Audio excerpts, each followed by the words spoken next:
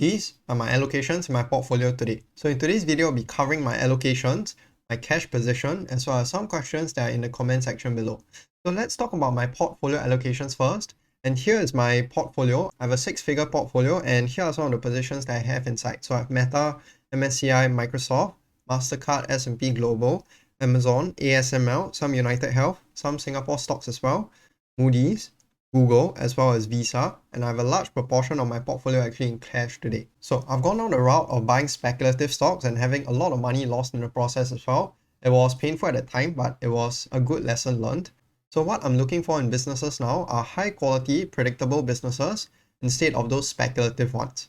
So here are some of the quantitative aspects that I look for when it comes to owning businesses. Number one, it's recurring revenue. So why exactly do you need a company that has recurring revenue?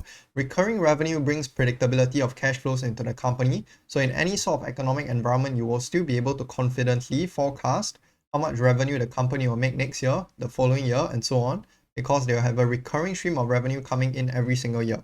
The next one is secular growth trends. So you want your companies to grow on top of being predictable. Predictability alone is not enough for a company itself, because a predictable business like, for example, Coke is no longer growing anymore. And if you're to hold a company like that, you will likely not get returns that you want to get unless you catch it at a very good price. Next one is high barriers to entry. So you want stocks that can defend against competitors, that can maintain its market share over time. So companies like Microsoft, for example, and an example of Zoom, Microsoft has been able to fend off competition from all these other competitors simply because they can offer the best bundled deal. And then the last one is simply just a strong record of growth. As for the quantitative aspects that I look for in my stocks, I want high ROIC, high and sustained margins, because sustained margins means that the company has sort of like a competitive edge. I want buybacks and dividends from the management as well, because those two ways are the best way for you to allocate capital without making any form of mistakes. I don't want my companies going into acquisitions, because that is when they can make the most mistake. And then I want EPS as well as free cash flow per share growth from all these different businesses. The way to value a business is to forecast how much money the business can generate over the next 10, 20 years or so, and that comes in the form of your free cash flow. So free cash flow is the single determinant of your intrinsic value of your business. So when you want to look for companies with sustained free cash flow growth. So this is how my ideal portfolio will look like. I know I have a lot of positions right now, but ideally I want 10 equal weighted positions that are high quality, and then I want concentration as well, which will lead to outperformance. So Buffett at one point had around 35% of his portfolio in just one single holding. So if you were to look back at his 1988 portfolio, he had 5 stocks. He had Capital Cities at around 35%, Geico at 27%, Coke at 20% of his portfolio, Washington Post at around 11%, and the Federal Home Loan Mortgage at around 4%. So when it comes to investing, as Peter Lynch said, you shouldn't be diversifying, meaning to say you should only pick your best ideas instead of putting all your different eggs into multiple different baskets. As long as your picks are high quality, as long as your picks are the best businesses in this entire world, then there shouldn't be any problem in investing into those businesses. Warren Buffett at one point also had around 50% of his entire portfolio in Apple, and concentration is the way for you to get market beating returns. As for 10 stocks equal weighted, ideally that would be the scenario that I want. But the problem is the market isn't always fair. I won't be able to catch all the 10 stocks that I want at fair values. There will always be mispricings, and that's why you're seeing different allocations in all those different positions now. As for the positions that I'm most concerned about, it will be Google as well as United Health. So Google, because of your LLMs, it's hard to forecast how Google will look like in 10 years and so on, because of how fast AI is growing. And then you have the regulation and antitrust issues as well when it comes to Google. So if Google lose their Google Chrome business, then that could be detrimental for the business, because your Google Chrome is sort of like a distributor of your Google search. As for United Health, it's simply just in an industry that I'm not comfortable holding in. So you have regulations, insurance underwriting risk, you have the business model risk as well, and there are multiple different risks associated with this company. The only reason why I'm still in United Health is because of the low valuation of the stock. The stock is still trading at 12 times of earnings, and I think it is probably one of the better opportunities in the market today. But for United Health, if you're buying into this stock today, you should be aware of all these different risks. The company is cheap today, and it has a strong track record of fundamental excellence, and that's why I'm still invested into this one. But long term, I don't see myself holding United Health. As for the stocks that I'm looking to increase my allocations in, I think Visa and MasterCard are probably the 2 stocks that I'm closest to adding, followed by Amazon as well as MSCI. So Amazon is a high quality business but has a higher level of risk as compared to the other 3. The company is reliant on AI, which could turn out to be a bubble. No one knows how that one will play out. As for Visa and MasterCard, they're close to my buy entries already.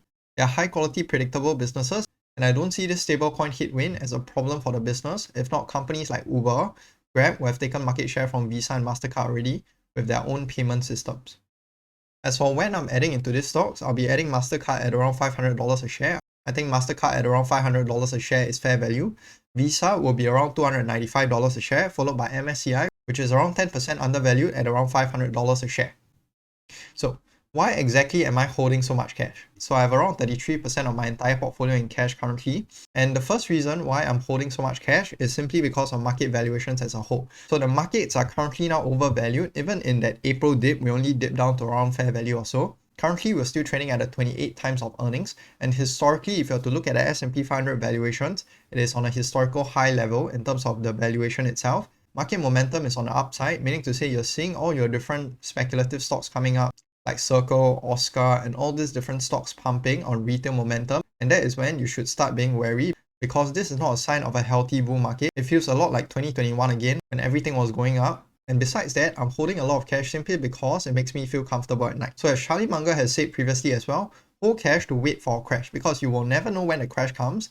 Only the ones that can prepare for it will be able to take advantage of it. Those that are 100% invested, they won't be able to take advantage of it. I know some people will say that being 100% invested is normally the better way, because you will be able to capture the most alpha in the markets itself.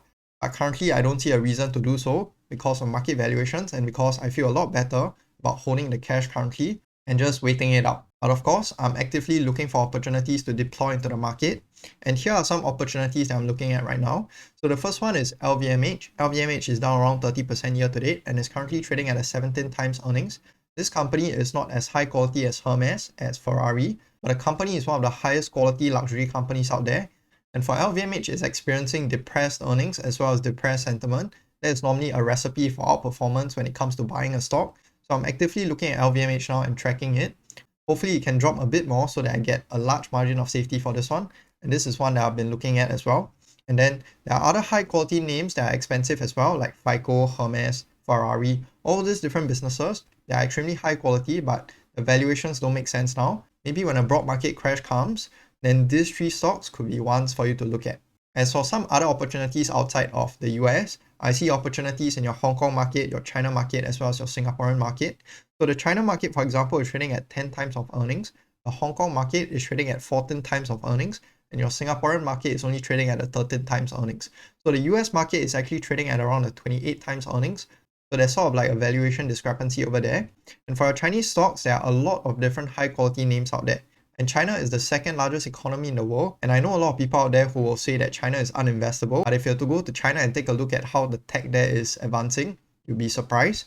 Munger was heavy into China, but he didn't live long enough to bear the fruits of it. So I think in terms of Chinese valuations, the valuation difference between your US stocks and your China stocks are quite large right now. And that's why I'm actively looking into China stocks to see if there are opportunities out there. There are multiple high quality companies that I'll be sharing soon. Let's see how this one plays out. Last portion, I'll be talking about some questions left in the comment section. So the first one, it says, what's your take on these software companies with recurring revenue models?